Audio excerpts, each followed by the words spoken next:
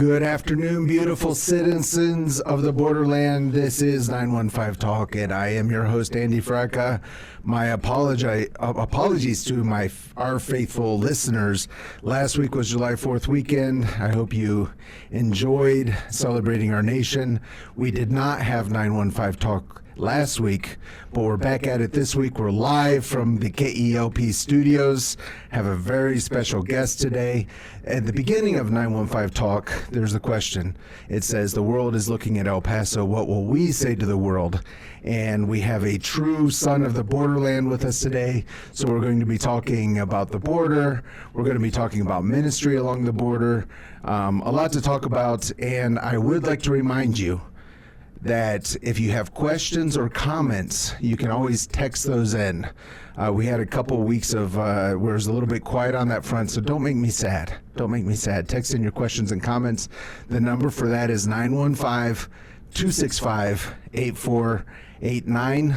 And you can always text unless you're driving. If you're driving, please do not text. So our guest today grew up in Piedras Negras, Mexico, right along the border with Eagle Pass, an area that seems to hit the news quite a lot.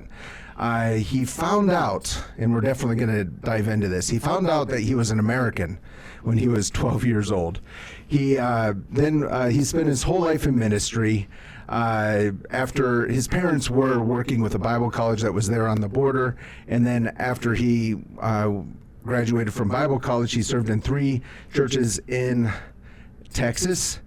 He is now the president and CEO of Casas por Cristo since 2005, where volunteers build one house in 1 week for needy families in places like the Dominican Republic, Guatemala, Honduras, Nicaragua, and Acuña and Juarez, Mexico. So there's a lot for us to unpack this week. I'm really looking forward to this conversation. So wherever you are, maybe you're in Deming, maybe you're up in Oro Grande, one of those fine folks who are hanging on to that beautiful settlement to the north of El Paso. Maybe you're out at Waco Tanks. Maybe you're here in El Paso or Las Cruces. But wherever you are, unless you're driving, let's put our hands together for the one, the only Mr. David Robertson!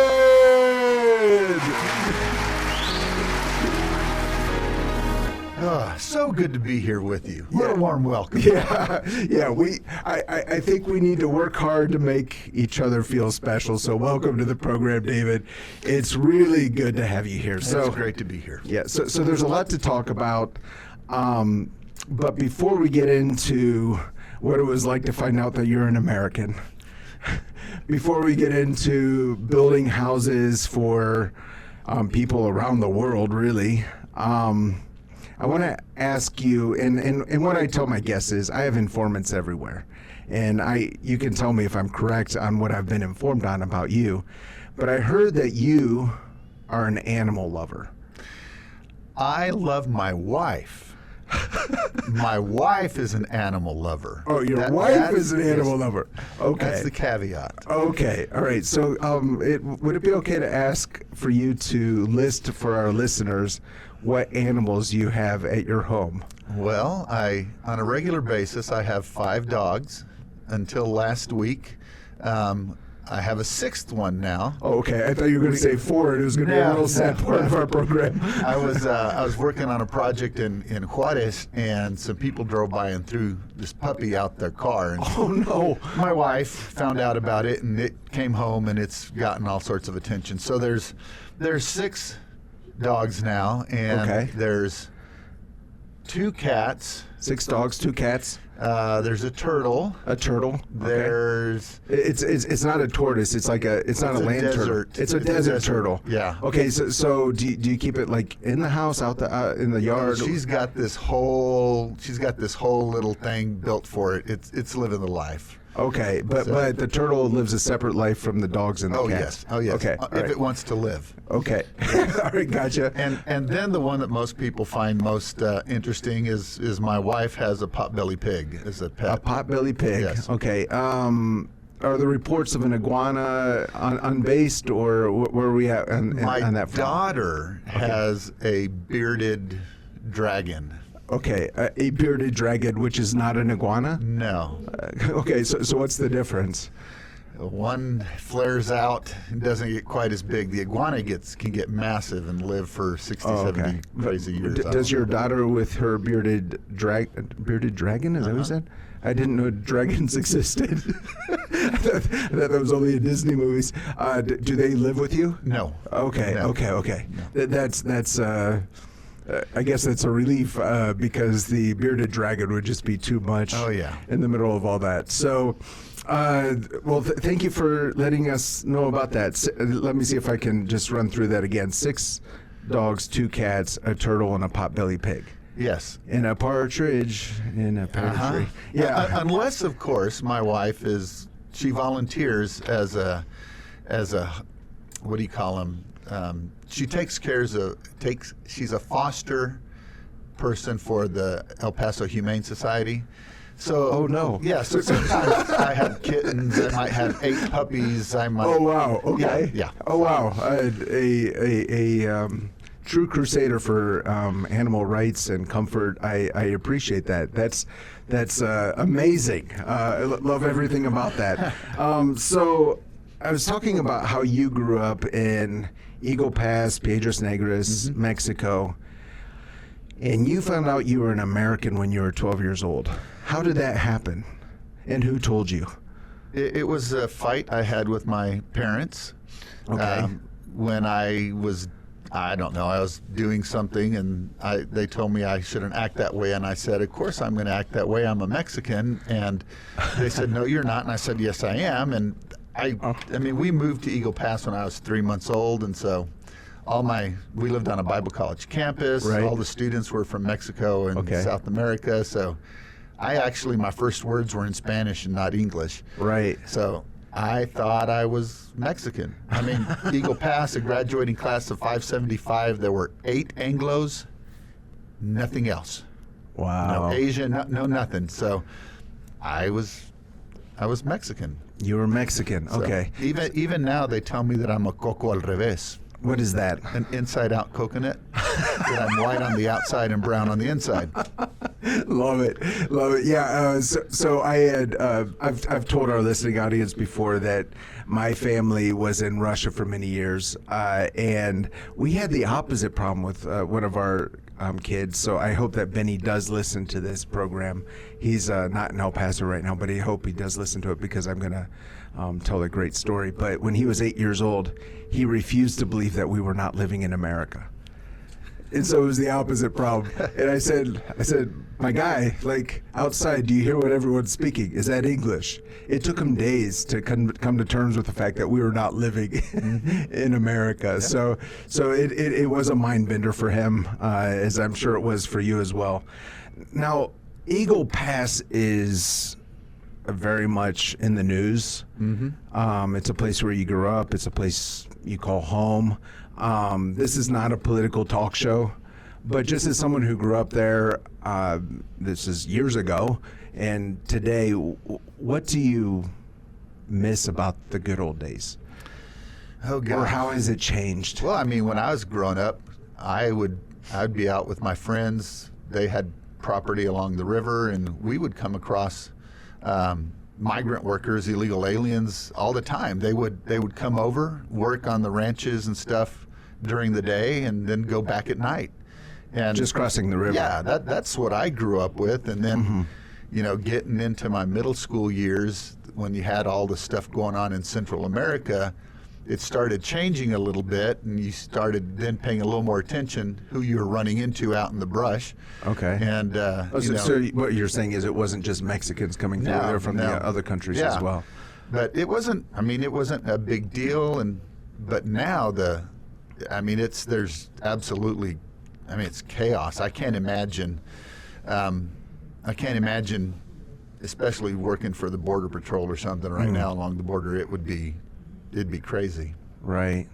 Yeah. It's something also we've talked about on this program, how it seems no one sees an answer for what's happening along the border. Do you have any words of wisdom for the situation? Oh gosh.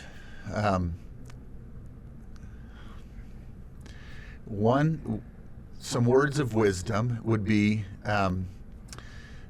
we know our community better than anyone else. So it doesn't matter what news station you listen to, they're all trying to get a market share. And so know what you know about the border. If you're not sure what's going on, talk to somebody who actually lives there. They'll have a whole different perspective than people that live in New York or Washington, D.C. or someplace else. For sure. Well, that's part of the intro of the program. The world's looking at El Paso or the border. What will we say to the world? So I know with your ministry, and we're going to get into all that, you have volunteers coming in from all around the U.S. They're coming into Juarez. What would you want to say to people who might be listening to this program, either streaming right now or in podcast format later? What would you want to say to them about the border that they maybe don't understand? The border is not closed. It's never closed, but it's not a free-for-all either. You know, we get people, because of what we do, that anytime something hits the news cycle, they freak out and they think that the border's closed. And they call the offices and I go, well, it's closed as far as illegal immigration, but it's open. I was there. In fact, I was in Juarez this morning. Right. I've been over there every day for the last 6 weeks or so. Yeah. And so it's something different than what you know. You know, El Paso is unique in how many families we have, where some family members still live in Juarez and some live over here. Right.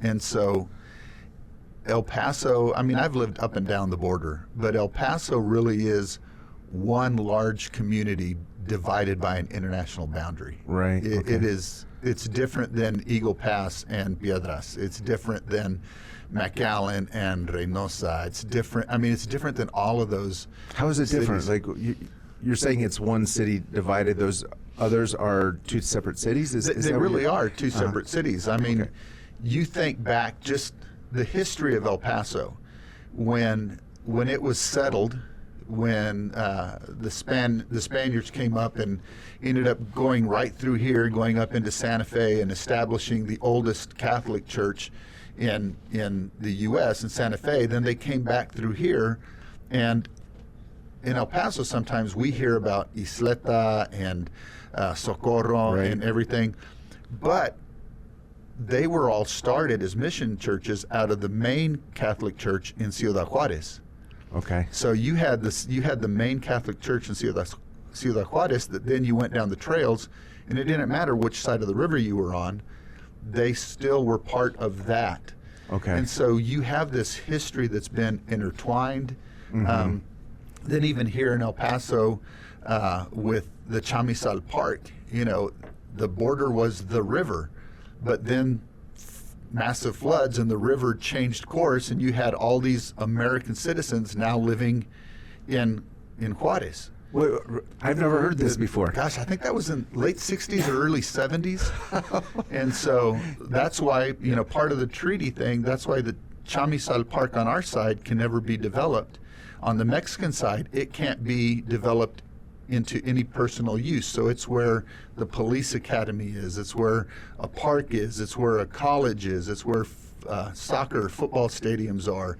Okay. It's where the Pope came when he came to visit, because that was this massively disputed deal that formally in the treaty it said it was the border, it was the river, but the river changed course. The river moved. Yeah. Right. And so you had people that woke up, went to sleep one night, woke up the next day, and they were now living in Mexico legally. Wow. So you still have a lot of those families that are back and forth. Right. You know, sometimes people don't realize how many thousands of people live in the U.S. that go and work in Juarez every day because they're managing one of the maquilas or something like that.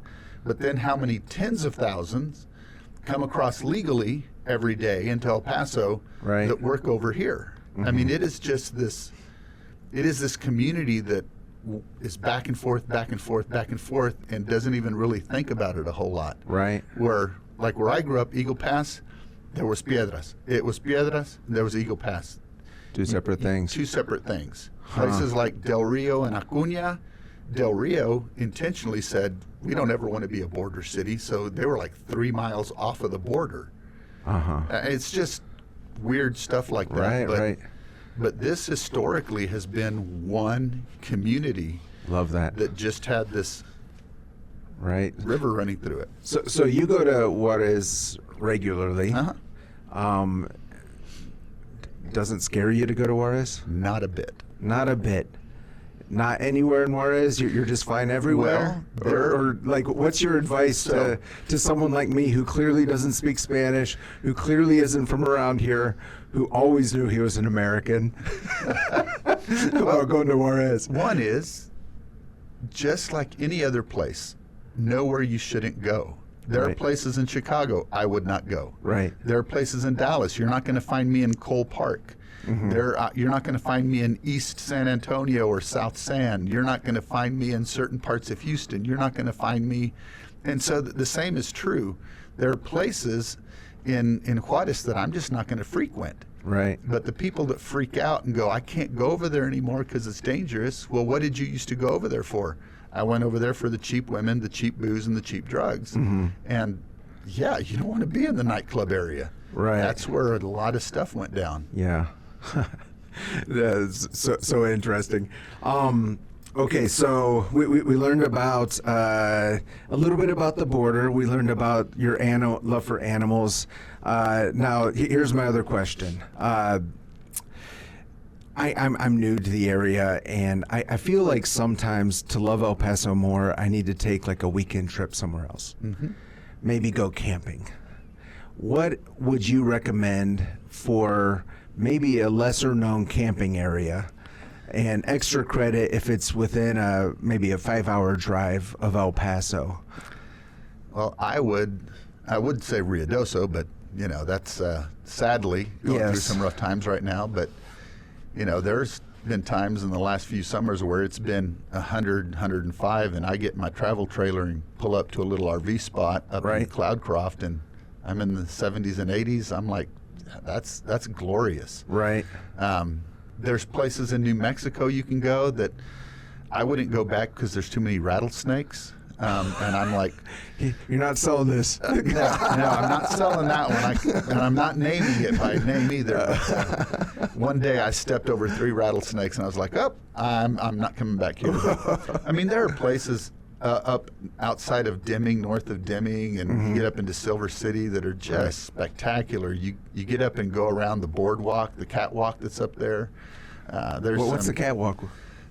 So I actually haven't. It's on my bucket list. I haven't gotten to go yet. My daughter and friends have gone, but there is a trail it's built along the side of the hill, and you get to walk along it through the. Where's that?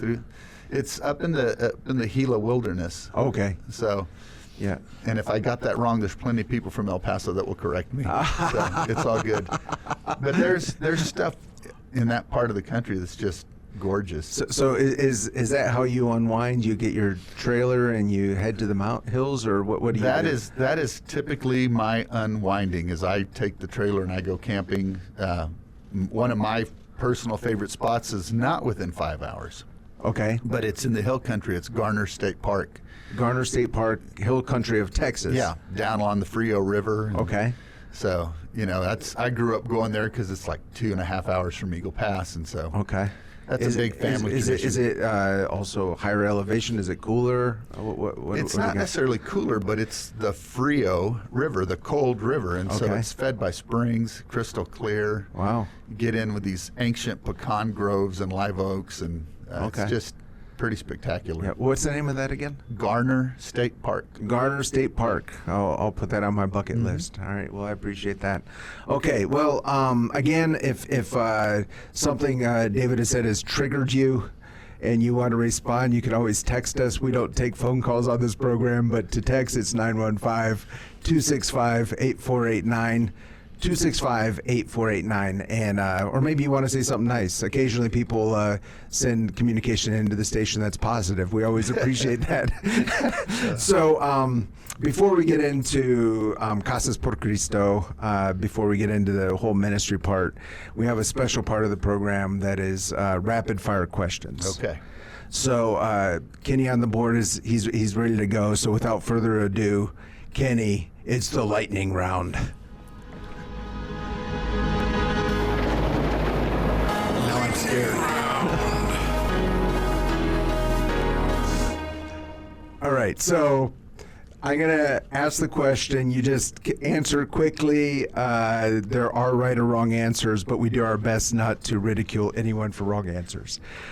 So the first question is, when you are asked the question red or green, what is your answer? Green. Green. And okay, that is correct. Kenny on the board, come on, there we go. Yeah.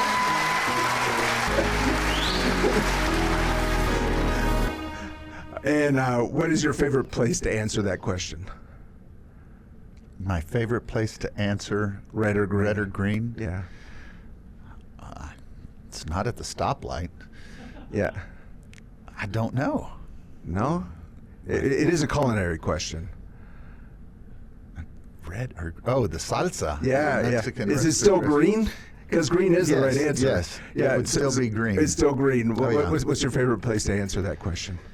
Oh gosh, there's so many of them. Look, I love Tex-Mex. I can do Chuy's all day long. Okay. But I'll do Las Palmas. I'll do L&J's. I can respect any good food. Okay. All right. Next question. Chico's Tacos, yes or no? No. Oh. Yes, it is an El Paso icon. Yes. But oh my goodness.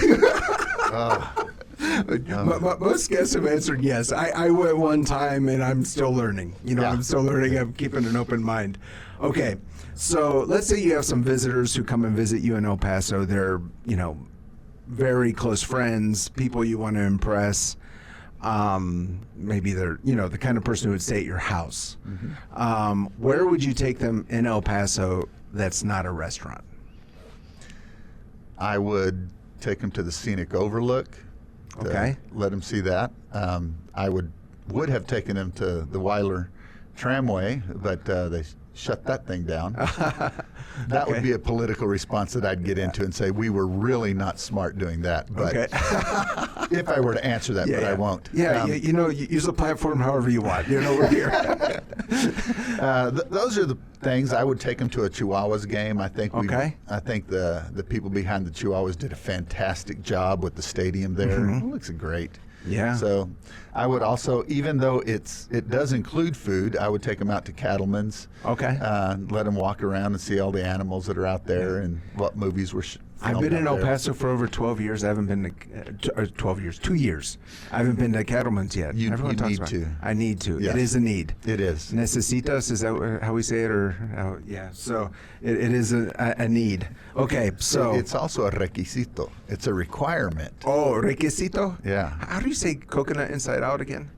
Coco al revés. Coco al revés. Revés. Coco al revés. Yeah. Yeah, you are Coco al revés. Okay. Right. Okay. El Paso trivia. Actually, I feel it's a pretty important question. It's not just trivial. The main square in El Paso. What is the theme? The crocodiles that were down there? Yeah. Yes. Okay. You're on the right track. Alligators, crocodiles. Yeah. There is a sculpture in the center of the plaza. How many alligators are depicted in that? I would say 3. Get on the board,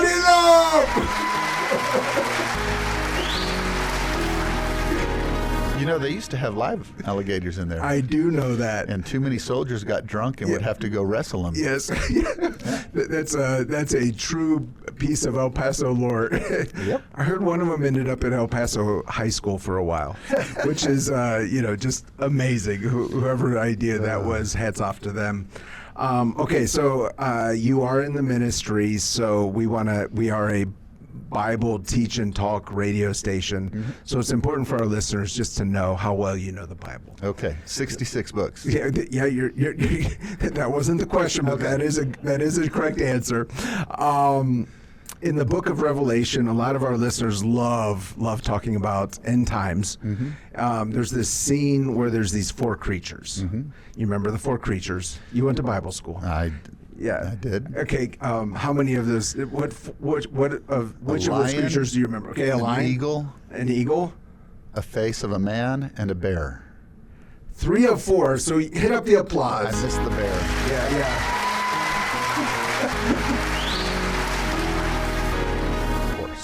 No, it's not a horse. It's not a bear. You got 3 of 4. Dang it. Horse is closer. It's an ox. Okay. You're doing very good. And then what body part are they all covered with? Eyes. There we go. From their head to their feet.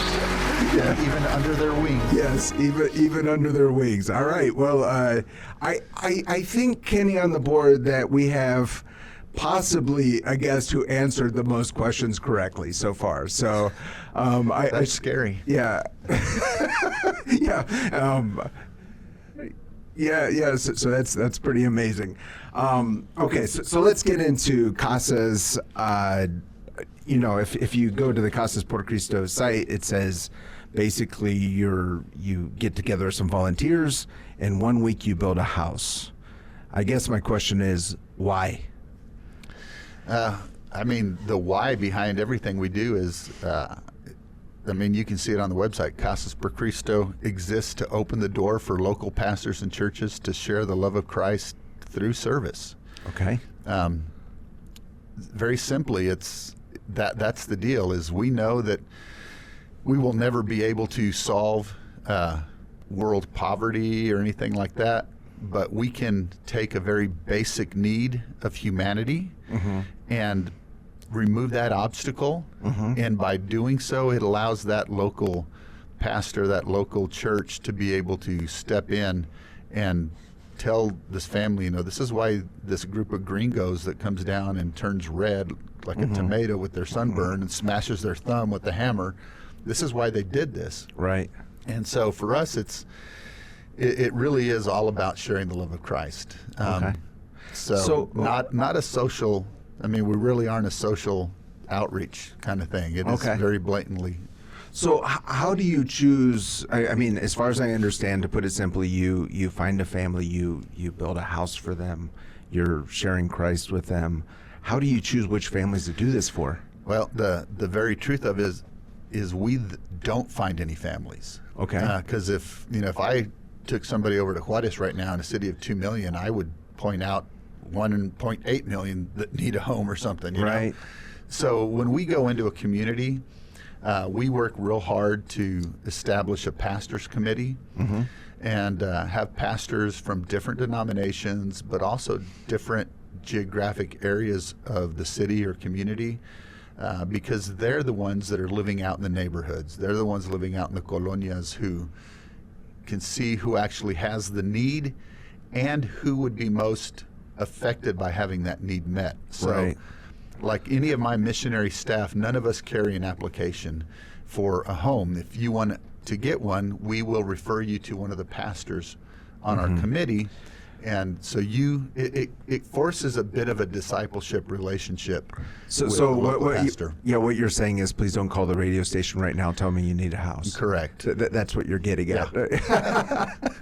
Okay, so I'm going to be maybe a little bit cynical here. Okay. But I think it's a question probably you've been asked before.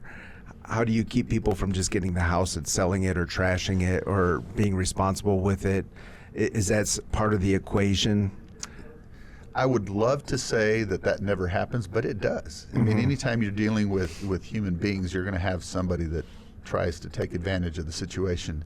But part of that, the first part of it starts with having the relationship with the pastors on that committee so that they know what to look for. They are that first screening, that first screening to make sure that doesn't happen.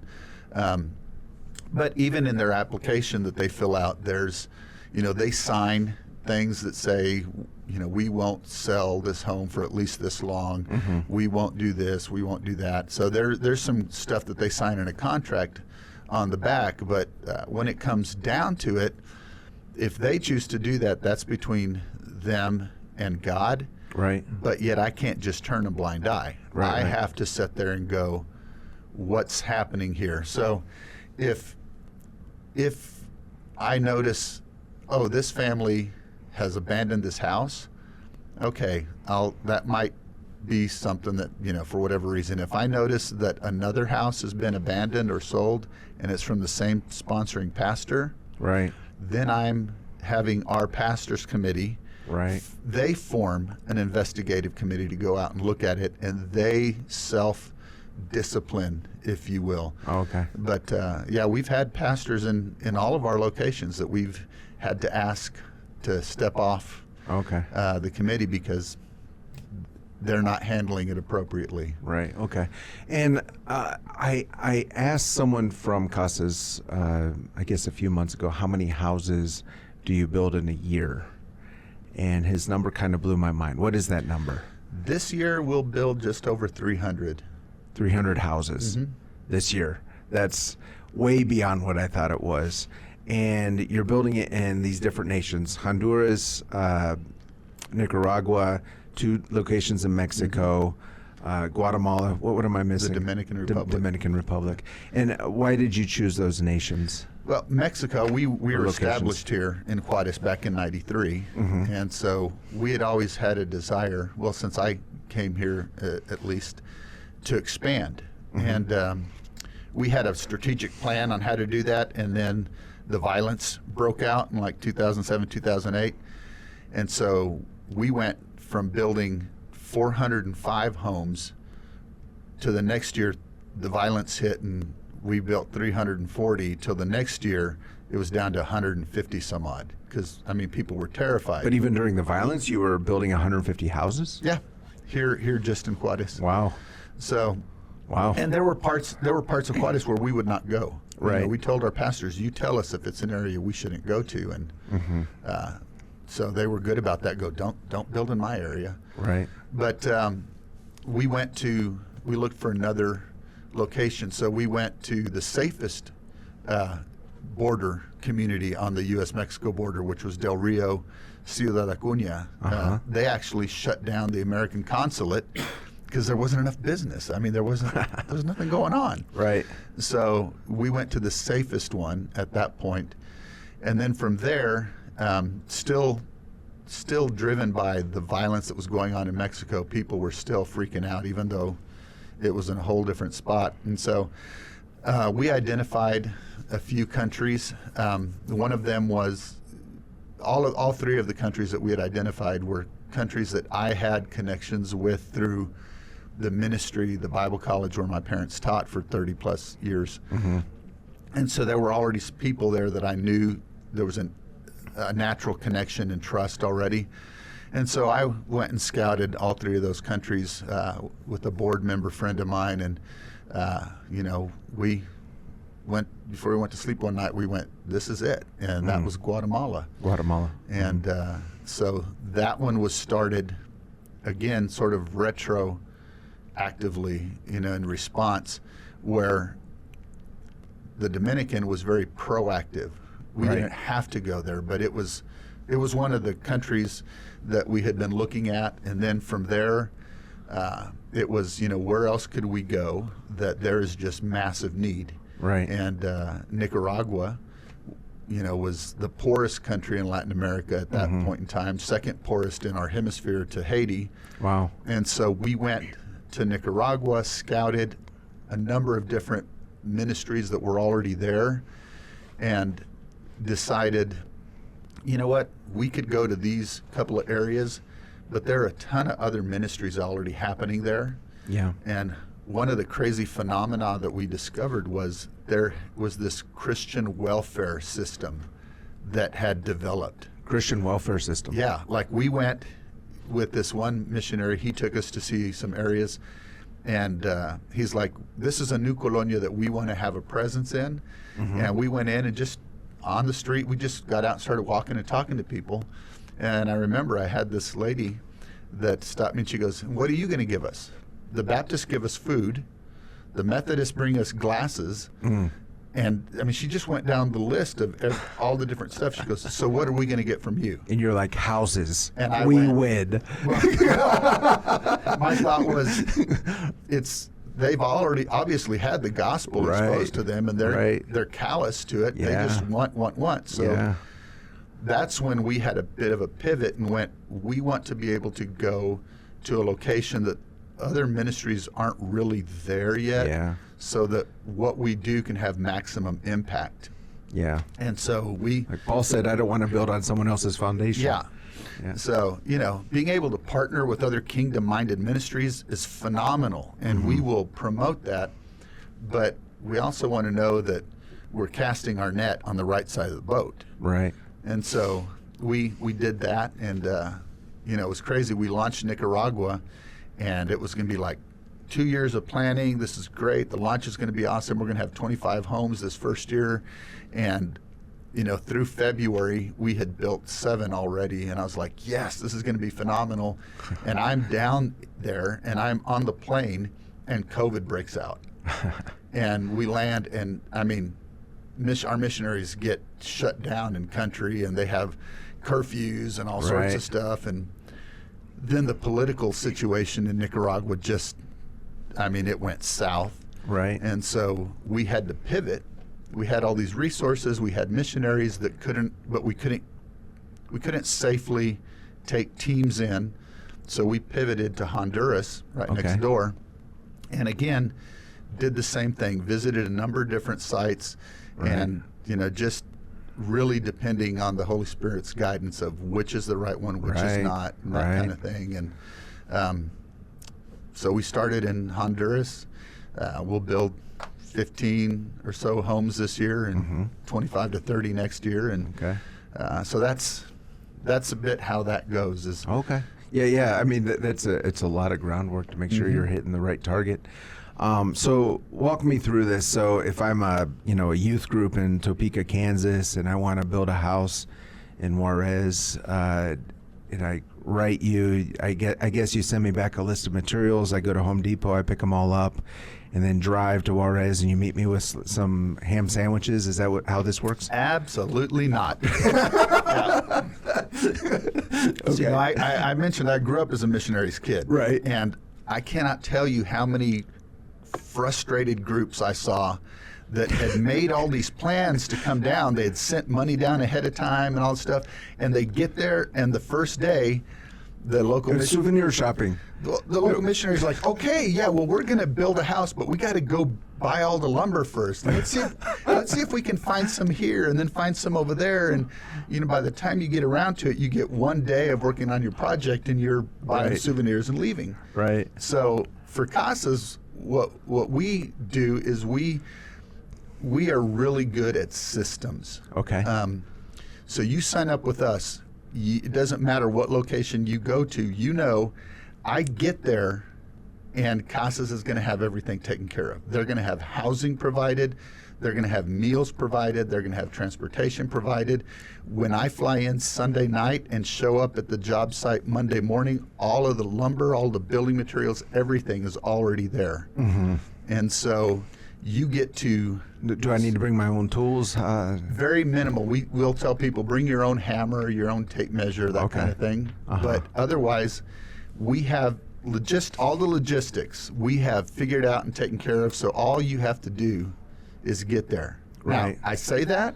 Now, we've had some teams that have been coming for 15, 20 years that, they bring all their, especially here in Mexico because it's on the border, they'll bring their scaffolding, they'll bring an air compressor, they've got all, it's crazy. Yeah, next level. Yeah. I like that. So it's that kind of thing, but each one of our locations has so many toolkits. So we know in 1 week we could build this many houses. We could handle that, and then we go that way. Okay. I know you have a very high level of logistics and organization, and I also know that right now we have our brothers and sisters in Christ all around the borderland listening. And here in El Paso, there are a lot of mission-minded churches. So probably you have a lot of churches from El Paso who want to go to Juarez and build. Not so much. Not so much. We do have some churches in El Paso that build, but they typically go someplace else. Okay. Because Juarez is known. Okay. And so there's a bit of that, that mystique, that adventure. So, next week, I think it's Sunday, my home church here, Hope City, is getting on a plane and they're flying to Guatemala. Okay. So they're going to build down there. Now, having said that, Hope City's also built a couple churches here in Juarez, and we have different churches. First Baptist has built a number of homes here in Juarez. Okay. We've probably got 10 to 15 churches that build here and there. Okay. But you said not so much. So how can we turn that around? What needs to change? What needs to be different here in El Paso? For it to be Juarez, I honestly believe it would be harder to recruit El Paso teams to build in Juarez because it's known, it's here. Okay. A lot of our teams that are from El Paso that build, they cross daily. Okay. Where in our other locations, you are flying there and you're all in, and so you're sleeping together. You're having that, you're having this group bonding kind of thing. And so right. For me personally, I've always thought the ease for our El Paso teams would be phenomenal. It's right here. You don't have the travel expense. You don't have any of that.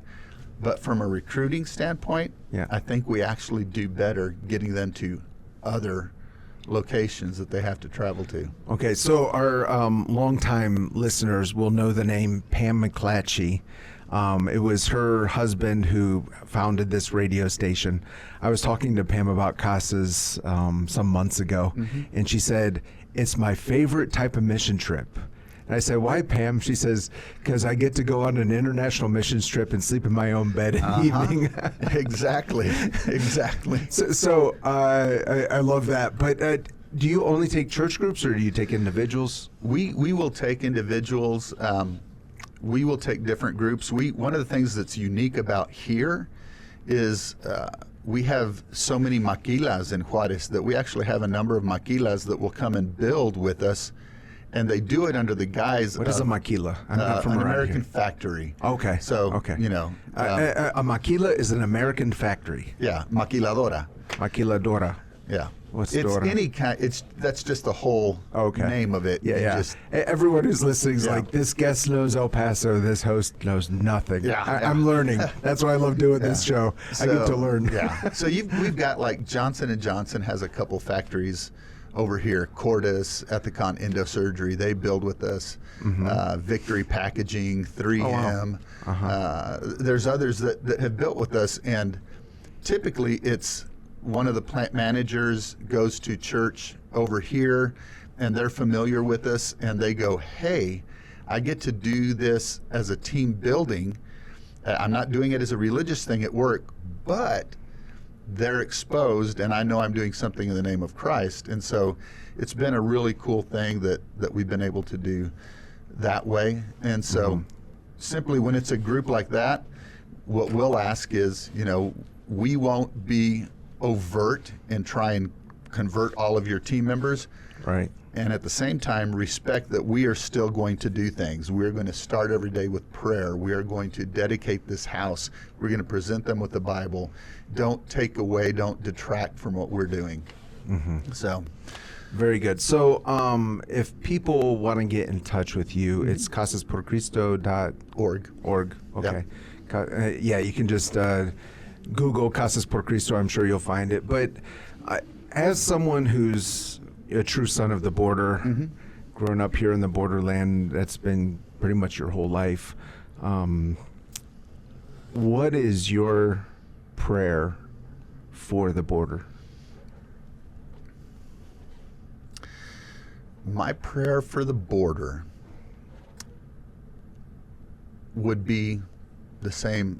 In one thing, it would be the same. It would be for any place else, is that people would know Christ and that knowing Christ would set them free. My other thing, though, being from the border, having that unique perspective, is that our churches can become points of origination, not points of destination. And let me unpack that a little bit. We get used to, on the borderland, here in the border, whether it's this side or that side, we have groups that come down to do missions. Right. We're used to being on the receiving end. Right. And we forget to be on the sending end. And so to be able to go, you know what?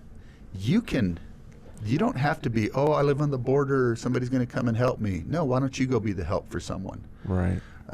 So, one of the things I love is when our pastors in Juarez get together and they build a house themselves. And it's them giving back. There's, other than our team leader, there's probably no gringo that's on the site. It's them giving. So it's part of that mentality of, we've been on the border for so long. We're the border. We're poor. We're this. We're that. And I'm like, heck no. El Paso is not a poor community. We still have some of that mentality from way back, but we're the largest borderplex in the world.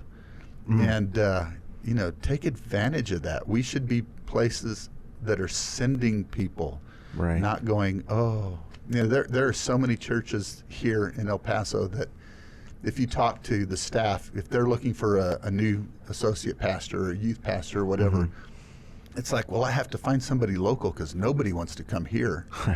And it's this idea of, it's the mission field. And I'm like, why? Why should we be on the receiving end? Let's be on the sending end. People on the border have a unique perspective. Right.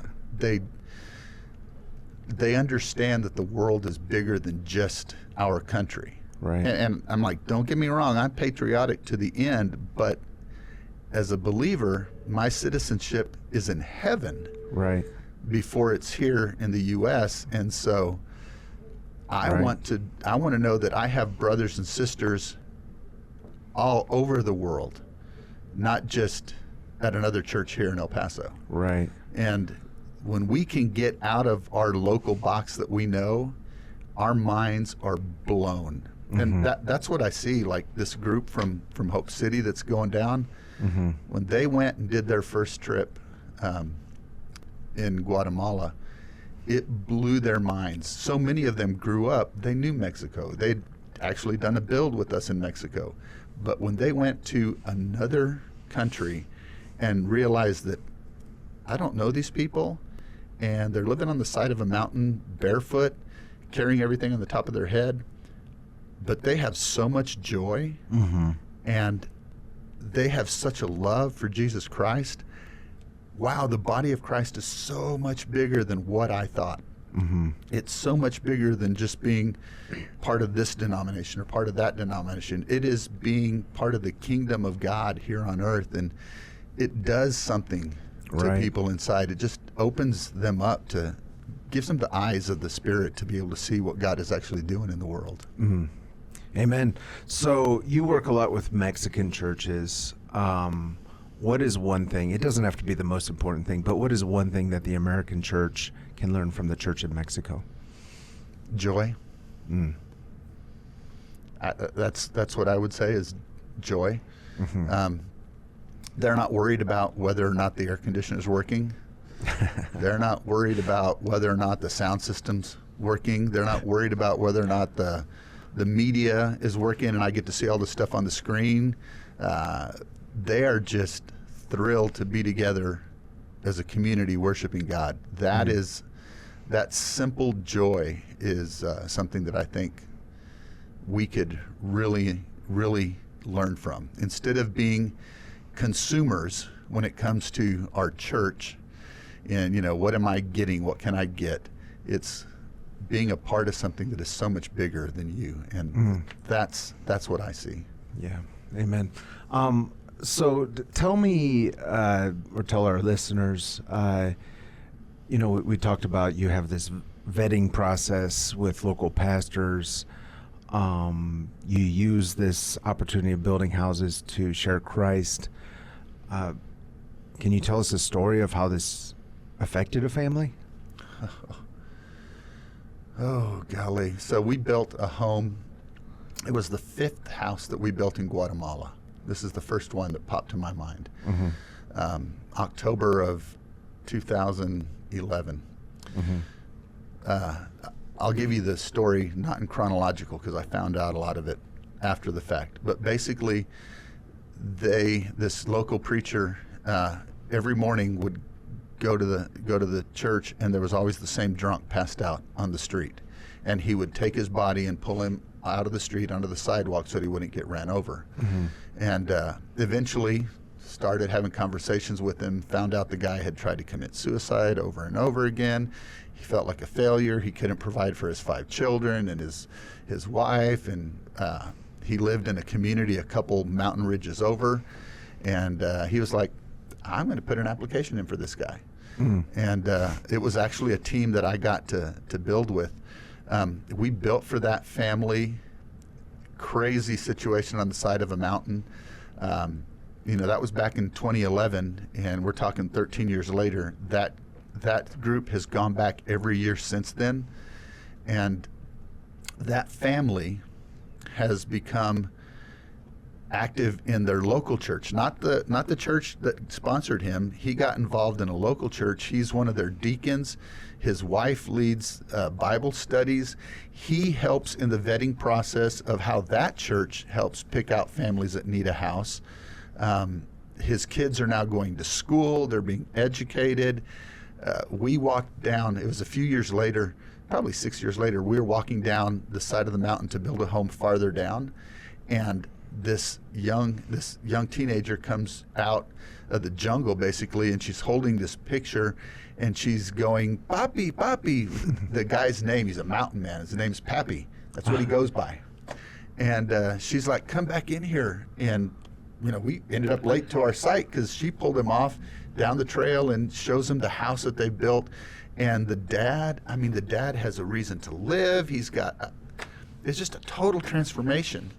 And so when you can go back year after year after year and actually not just see the emotional thing that happens at the dedication where you hand them the keys and the Bible and all that stuff, but you get to go back years later and see that their home, their family is different, is changed. When you find out that they've named their newest kids after you or somebody on the team. Wow, yeah. It's just phenomenal. Right. Wow. Yeah, I'm sure there's many more stories like that when you're building over 300 houses a year. So here at KELP, we have a program. It's 915 Pray, where we pray for the 915 or the border community at 9:15 a.m. and 9:15 p.m. on weekdays. And each week there's a different theme. The week after next, the theme is going to be, we're going to be praying for missionaries who serve in Juarez. What is the number, or what do you see as being the prayer needs for missionaries who serve in Juarez? Encouragement, knowing that they're not alone, not becoming overwhelmed by the same thing that you face every day. I would say that sometimes it's nice when the Lord throws you a little victory and lets you see somebody like the family I just talked about, right? So that you don't become burned out by all of the investment that you've been making and think that it's not making a difference. That's one of the things that I would say would be most helpful for missionaries across the board here in the borderland, is to be able to have a little victory. So it's an encouragement to keep going. It's worth the effort. It's making a difference. Love that. Okay, so today, again, for those of you who maybe caught us midstream on your commute home, we've been talking with David with Casas por Cristo. You can learn more about what they're doing at casasporcristo.org. I'm just going to give my little plug and just say, churches of El Paso, become involved in the other part of our city. Don't be afraid. Get involved. I love traveling around the world. My little brag is I've been to 40 countries, been able to serve in a lot of places, see a lot of things, but let's not overlook what is just here to our south, here in our community. And I think Casas is a great way to become involved with what's going on. So I have another question for you that is usually part of our lightning round. But I forgot to ask it, so I'm going to ask it then. So I'm going to ask you now. Okay. If you could send a text message to everyone in El Paso and Juarez, and they would receive that text message in either Spanish or English, whichever language is most comfortable for them, what would that text message say? La Biblia es la verdad. Léela. Love it. I mean, Love it. It's right there on the mountain. Yeah. It's pretty incredible. Yeah, that's the great. Bible is the truth. Yes, Read it. yes, I mean, yes. such a simple thing. Right. Love it. Yeah, what is your dream here for the border? If you could have anything happen here on the border, what would it be? It would be for all of our people in our community to live with the mind of abundance, not of scarcity. Mm-hmm. To realize that we can do so much more than we think we can. Right. And not because we have the resources necessarily, but because if our dream is big enough that it requires God to show up, Mm-hmm. and it's true to what He wants, it's amazing how God shows up. Right. Don't be afraid. Don't not do something. Don't step out in your faith because you think it could never happen. We're Right. just little old El Paso. El Paso's huge. Yeah. El Paso's amazing. Yes. So dream big. Yes. Dream big. Preach it. Preach it. I love it. Yeah. Thank you, David. It's been really a pleasure having you on today. Just a reminder to our listening audience, if you enjoyed this conversation, we do play it again tomorrow morning at 10 o'clock. That'll be the replay. And next week, it'll be available on Spotify, on iHeart. You can find all that on kelpradio.com. And you can also just catch up with all of our past conversations. Really, I think for a lot of us, we need to be reminded weekly just about what David was just sharing with us, that El Paso does have a special place in the kingdom, in the world. God loves the world. He loves El Paso. He loves Juarez. And so it's good for us to be reminded that it's also up to us to love our neighbor, love our city. Mm-hmm. So thank you for joining us today. And without further ado, thank you for listening. This has been 915 Talk. You have been listening to 915 Talk on KELP Christian Radio. To listen to past recordings of 915 Talk, just visit KELPradio.com and click on the 915 Talk link. Until next time, love your neighbor, love your city, and give God all the glory.